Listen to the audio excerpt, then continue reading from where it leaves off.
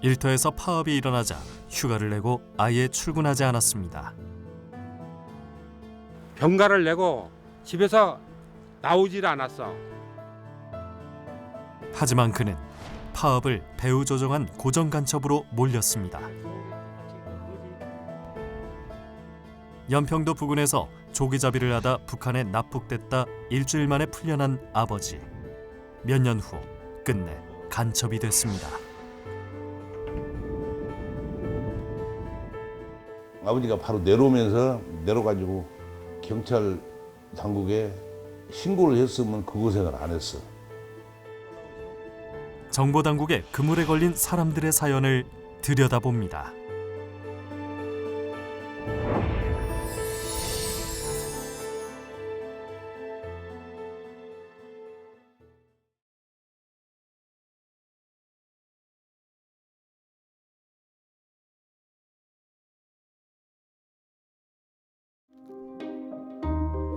사건은 50여 년 전으로 거슬러 올라갑니다.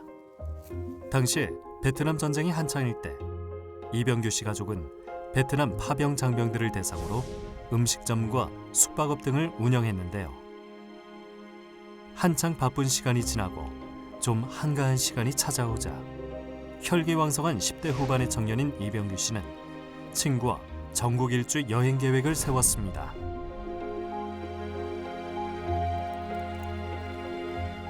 여행을 무척 좋아했던 이병규 씨. 하지만 그 여행이 이병규 씨의 인생 항로를 바꿔놓을 줄은 꿈에도 생각하지 못했습니다.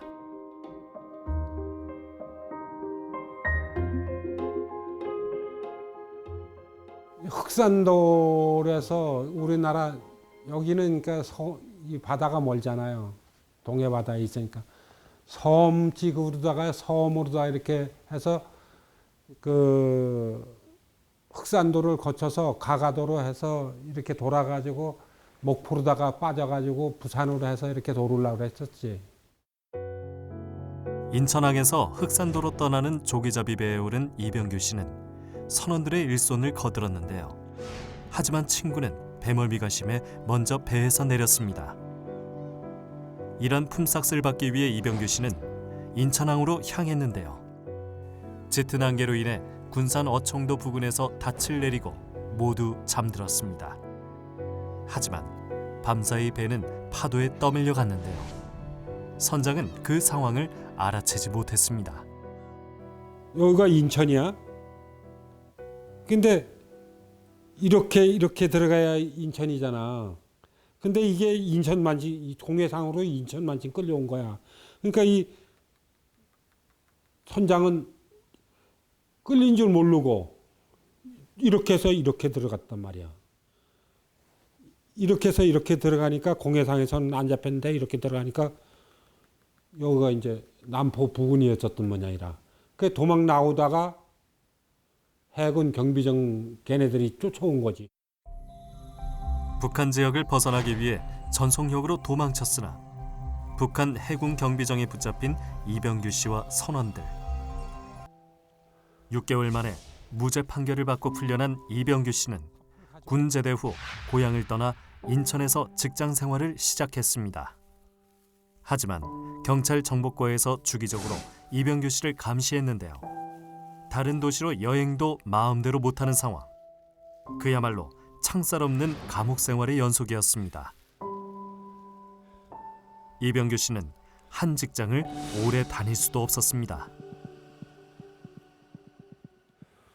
어디 가려면은 신고를 해야 돼. 그 멀리 가면. 그리고선 가야 돼. 그리고 주기적으로 감시를 하는 거야, 이 사람들이. 그러니까 이 스트레스가 말도 못하지. 정말 죽고 싶은 심정이지. 장성광업소 파업 사태가 평화적으로 마무리된 후 이병규 씨는 여느 때와 같이 직장에 정상적으로 출퇴근을 하며 평온한 생활을 보내고 있었습니다.